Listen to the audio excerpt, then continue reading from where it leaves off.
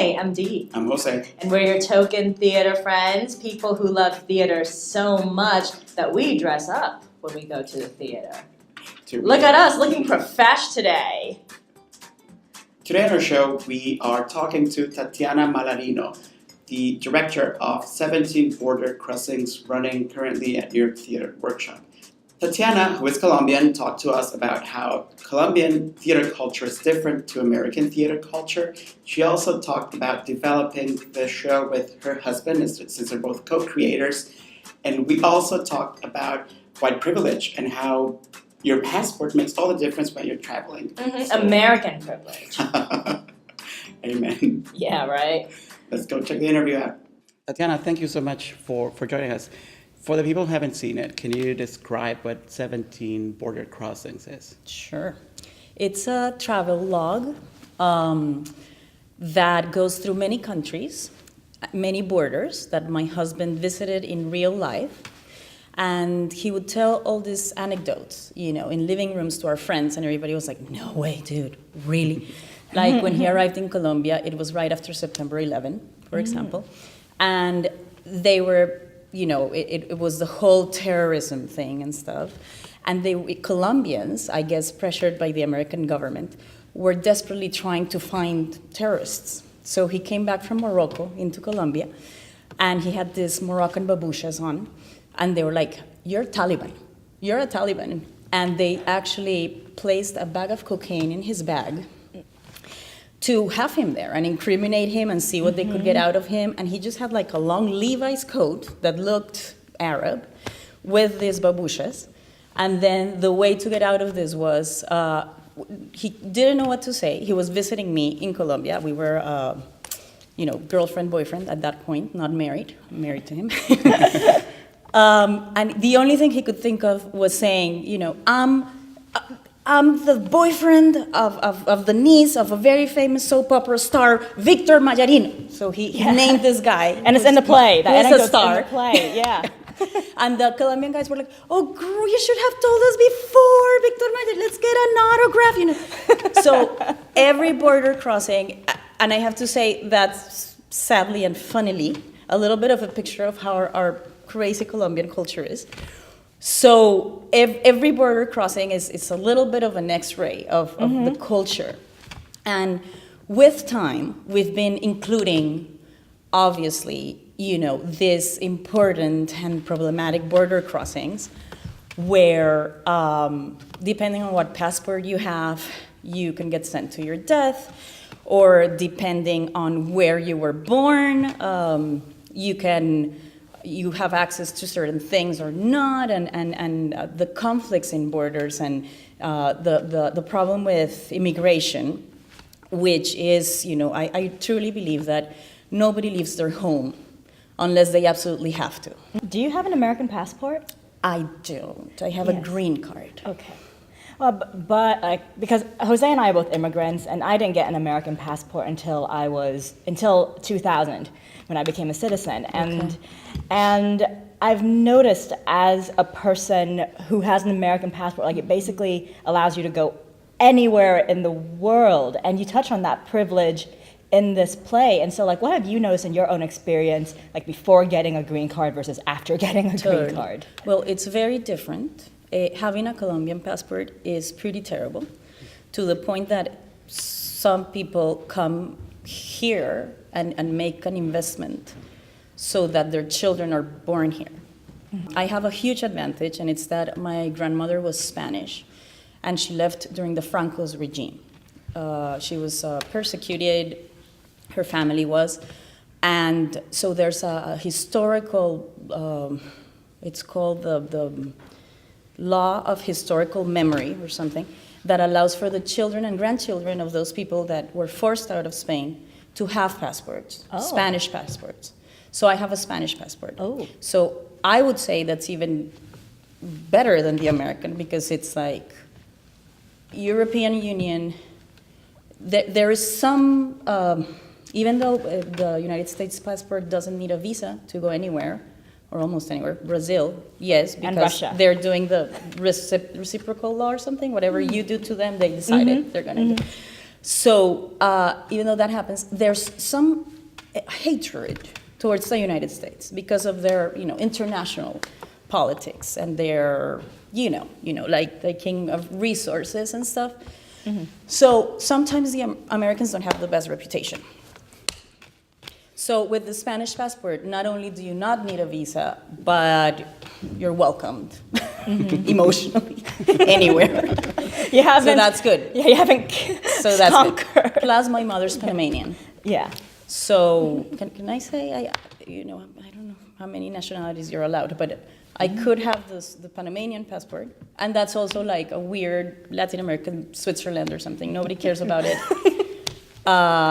So I'm personally set, but I couldn't. I know what it is to be just Colombian, because for a while I was just Colombian with my passport. I would love to hear about the process of, you say, your husband was telling us stories like maybe at parties in your living room, and then what was the process of taking that then to the page and then to bring it to the stage, but still maintain that we're in your living room listening to stories? Exactly. It has a very anecdotal feeling, and if you could put it in a category, it's almost like stand-up comedy. So sometimes some people come here feeling, we're going to watch the show with borders. And we do have that, because you obviously shouldn't and can't not touch upon that.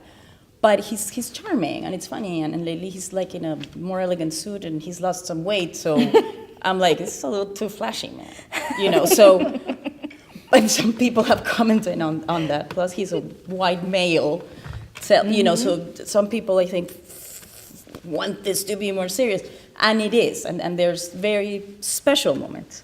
So let's make a one-man show that you can leave home with, and it can travel easily with an easy set, and you can come back with some money, for the family, and you're just being you to some extent, because he is anyway.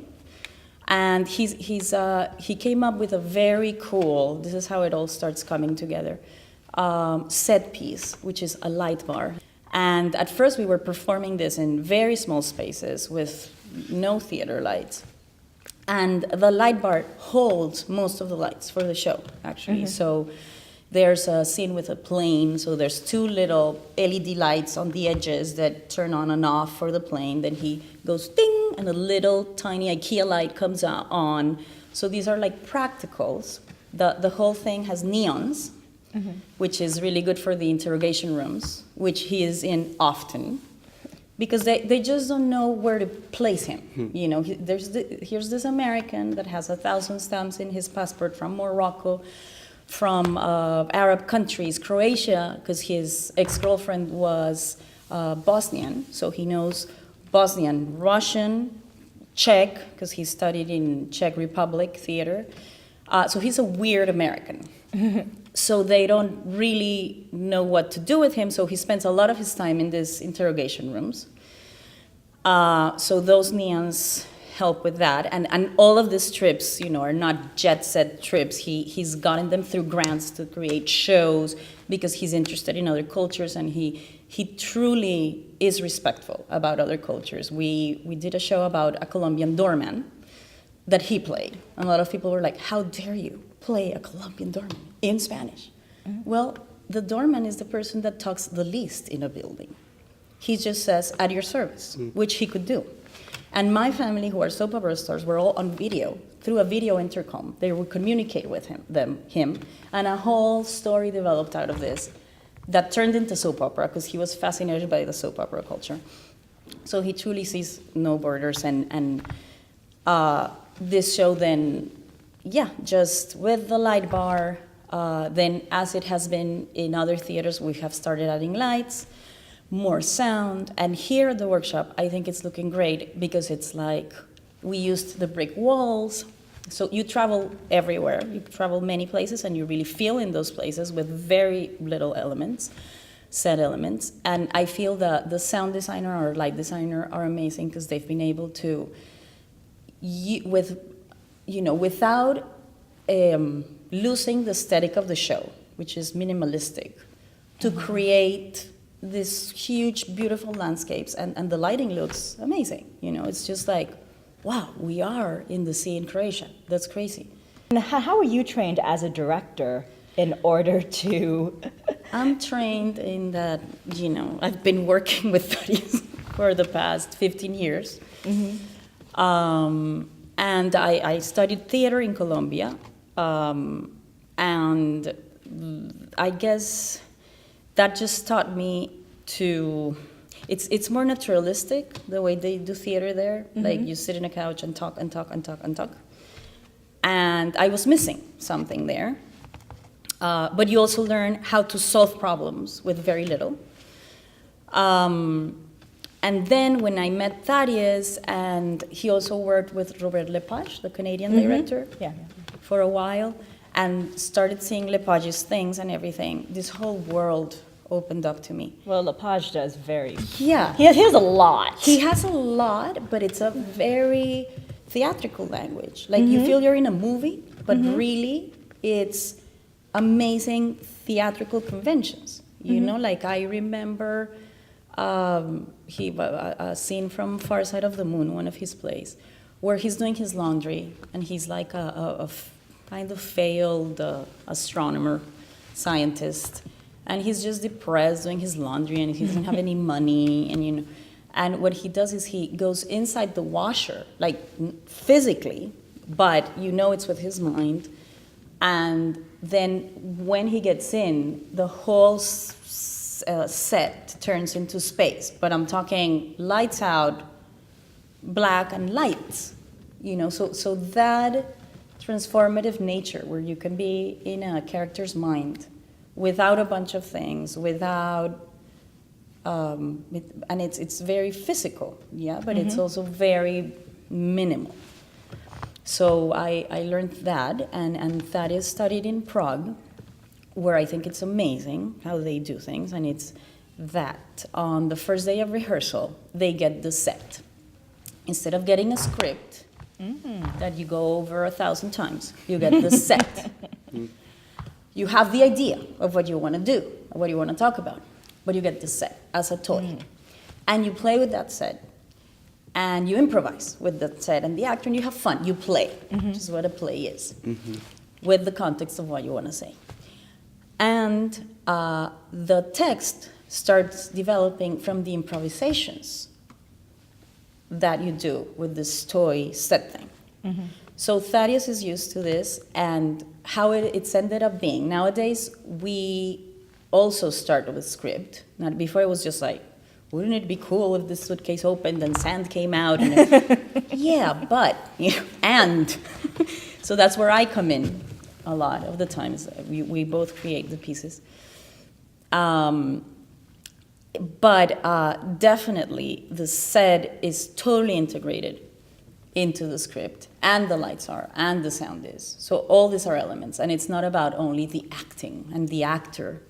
It's how this all comes together to create a picture for the audience, that they're with you. The main thing is communicating, and that you can travel with us is the idea. Considering you've done theater all over the world, and you've seen different, cultures, and you've seen different audience cultures and different theater cultures, what would you import to America in terms of what's going on outside the U.S., and you would love to see that in theaters here, and also in audiences here? Okay. It depends a lot on the state. The States is such a big place that every state is very different, I feel, which is part of the reason why people don't have passports and not interested in traveling so much, I think, because the States is really big. That and a lack of, knowledge about the world sometimes, but so it's very different. Like, for example, we perform in Denver a lot because his father lives in Denver. And audiences there are they're just there. They don't have so much baggage. So they just enjoy. They just laugh. There's nothing written on a book as to how you should be reacting to this or how. And that's the same for Philly, a little less so, but the same. And everywhere in the world, Australia, Hong Kong, people are just there and they're having fun and they think he's charming and I feel in New York, for example, and maybe more the East Coast, because you guys are always ahead of time, I feel, and it's always progressive, right? Yeah. So there's issues where New York gets there first than anybody else, like, I don't know, racism, gay issues. Now I've noticed the gender,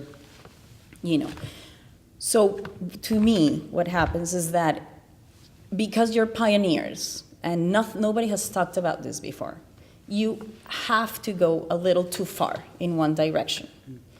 So you start caring too much, how can I say this? Like, about being PC, about being... So then, in a way, the reverse problem happens, where you just have to arrive at a balance.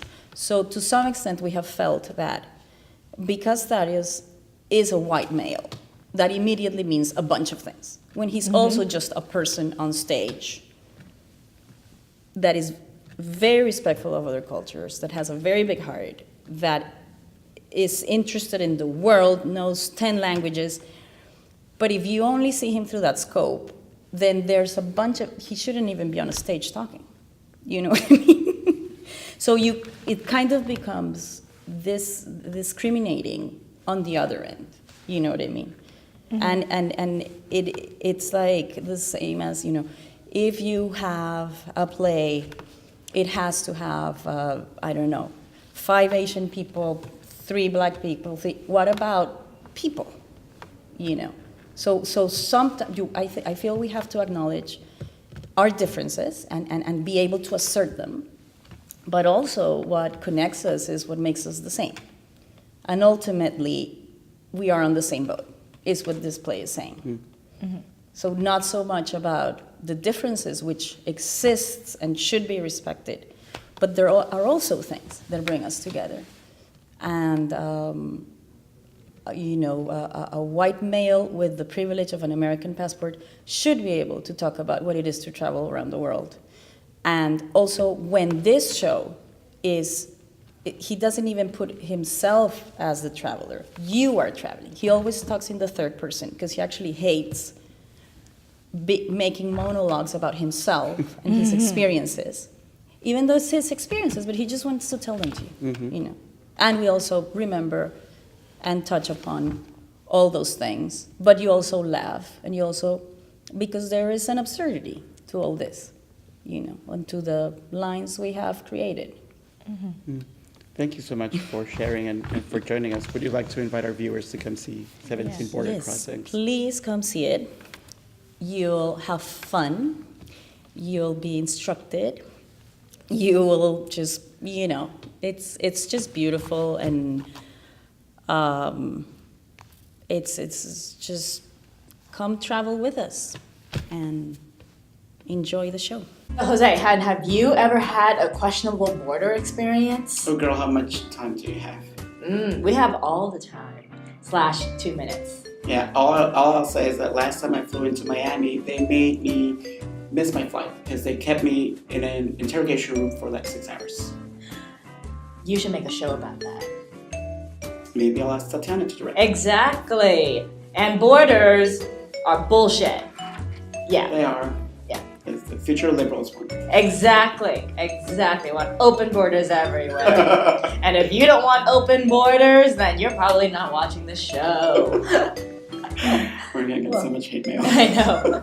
Well, thank you, Tatiana, for talking to us, and thank you again to New York Theater Workshop for hosting us on the set of 17 Border Crossings. And if you like a show, subscribe, tell people, leave a comment for people that you want to see us interview. And remember, theater is more fun when you take a friend and dress up.